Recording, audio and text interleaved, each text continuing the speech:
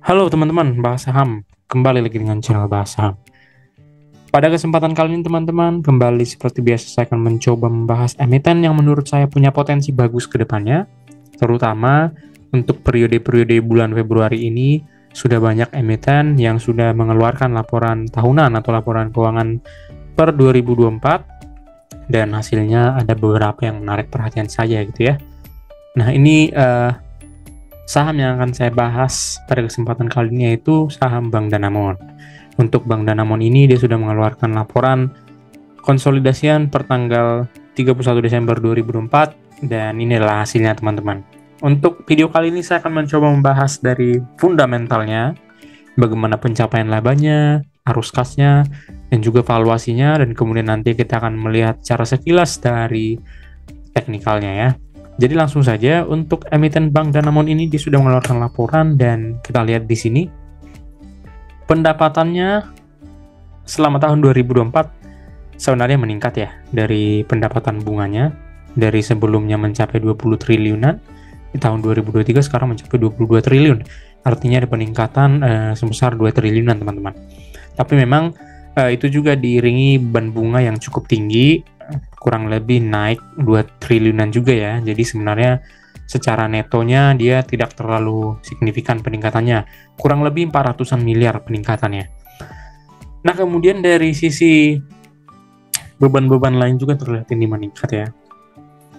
Sehingga kalau kita lihat secara total dari laba bersihnya yang dapat diatribusikan ya terlihat menurun sebenarnya dari periode tahun 2023 yang dimana sebelumnya dia mencapai angka 3,5 triliun, sekarang hanya 3,1 triliun.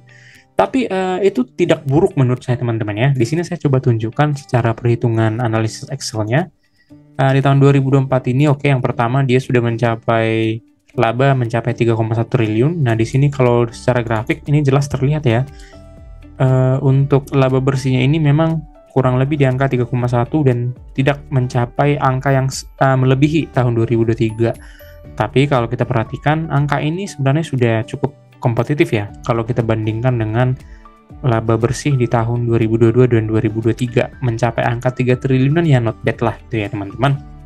Dan perlu kita ketahui bersama, untuk emiten ini dia rutin membagikan dividen ya, setiap tahun. Dan kalau tidak salah di video saya sebelumnya juga yang berbicara tentang fundamental dan juga video khusus mengenai Bank Danamon itu juga saya ceritakan bahwasanya Bank Danamon itu salah satu emiten yang cukup rutin membagikan dividen. Artinya emiten ini sangat menghargai investor teman-teman. Jadi saya yakin sih dia juga mencatatkan laba 3 triliunan ini, saya yakin tidak akan absen dividen ya. Nah, kemudian kita lanjut ke bagian ekuitas. Ekuitasnya ini dia mencapai angka 51 triliun ya, cukup signifikan peningkatannya ya. Kalau kita lihat di sini dari grafiknya terlihat ya jelas kenaikan ya dari tahun 2023 dan gradually dia dari tahun 2018 meningkat terus. Dari sisi utang ini karena emiten ini adalah Bank Danamon perbankan ya, semakin bagus sih sebenarnya kalau utangnya meningkat, artinya dana dari pihak ketiga itu semakin banyak mengalir ke dalam emiten ini. Dari sisi penambahan kas memang tidak terlalu baik ya, artinya ini ada penurunan dan posisi kas pada akhir tahun mencapai angka 14 triliun ya, ini juga terlihat menurun ya. Posisi kasnya ya terlihat menurun perlahan-lahan ya dari tahun 2022 sampai 2024. Tapi saya yakin sih dengan posisi kas mencapai 14 triliun, saya yakin untuk dividennya tidak akan absen ya teman-teman. Nanti kita akan lihat di tahun 2025 ini. Nah, sekarang harga emiten ini mencapai angka 2.530 teman-teman. Walaupun memang secara teknikal sebenarnya sudah terjadi penguatan beberapa periode terakhir ya. Dan di sini kalau menurut saya pribadi, analisis saya pribadi itu melihat secara fundamentalnya harusnya emiten ini berada di harga di angka 4.000-an teman-teman. Karena untuk PBV sekarang mencapai setengah dari nilai buku dan PER-nya hanya 7,8 ya. Margin of safety-nya juga cukup bagus, sehingga saya yakin sih untuk emiten ini wajar lah dihargai di angka 3.000 ke 4.000 gitu ya. Apalagi kalau kita lihat secara historis dengan membandingkan PBV wajar dan PER wajar, artinya PBV dan PER rata-rata dari 5 tahun terakhir ya. Ini juga angkanya tidak jauh meleset dari harga fundamental yang saya coba analisis, yaitu berada di angka 4.000-an. Nah, angka 4.000-an ini dari harga sekarang di angka 2.500 ya cukup tinggi ya potensi gainnya teman-teman. Emiten ini memiliki potensi gain kurang lebih di atas 50% ya. Di sini 67% kalau saya lihat ke angka 4.200 dan kurang lebih one bagger ya kalau memang mencapai angka 4.900. Nah, sekarang teknikalnya mendukung atau enggak, teman-teman? Nah, coba kita lihat untuk teknikal ya. Emiten ini kan di angka 2530 nih. Saya mengambil grafik secara bulanan dan terlihat jelas nih teman-teman adanya pemantulan ya teman-teman ya. Di angka 2500 nih teman-teman. Nah, untuk lebih jelasnya saya coba tarik garis horizontal ya, dan terlihat jelas memang ini angka 2500 ini sepertinya dipertahankan ya.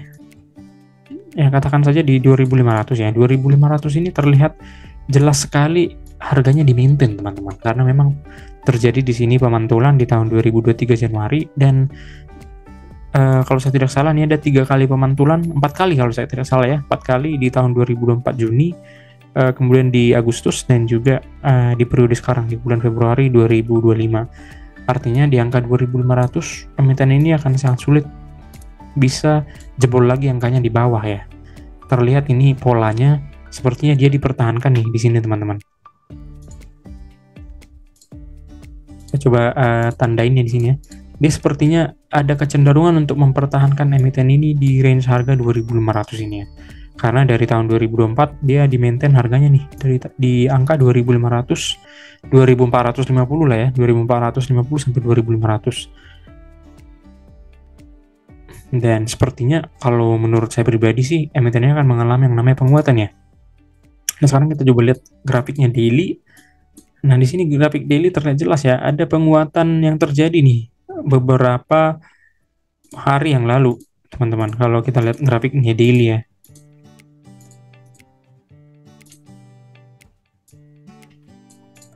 Nah, sekarang yang menjadi pertanyaan, apakah dia akan langsung mengalami penguatan? Bisa jadi iya, teman-teman, karena sebentar lagi kan emiten ini mungkin akan membagikan dividen, dan ini merupakan momentum yang tepat saya rasa untuk masuk, mengingat mungkin banyak yang akan mengejar dividennya. Dan potensinya seperti video saya sebelumnya juga, saya menargetkan emiten ini untuk jangka pendek ya, mungkin ya menengah ke pendek itu kurang lebih di angka 3000 ya teman-teman. Karena di sini ada gap, perlu kita perhatikan juga, ini ada gap nih teman-teman, yang mungkin secara teknikal akan sebaiknya dengan ditutup ya, dan ke angka 3000. Dan kalau saya tadi menyesuaikan dengan ekspektasi saya, harga ekspektasinya ya di angka 4000 ya, saya yakin sih mungkin saja bisa terjadi ya teman-teman ya, di angka 4000. Untuk lebih jelasnya kita coba lihat lagi grafik secara weekly ya. Yang ke 4000 sih menurut saya masih wajar-wajar aja teman-teman, karena dari sisi labanya aja dia sudah meningkat. Karena tidak mungkin kan untuk emiten ini berada di harga yang sama, padahal secara forma dia juga sudah cukup menarik gitu ya. Jadi angka 4000 ini yang mungkin saja terjadi ya teman-teman ya. Tapi untuk target menengah ya, saya tidak muluk-muluk hanya berada di angka 3000 saja. Dan menuju angka 3000 tentunya potensi gainnya juga sudah cukup tinggi gitu ya teman-teman. Nah, mungkin sekian pembahasan mengenai emiten Bank Danamon.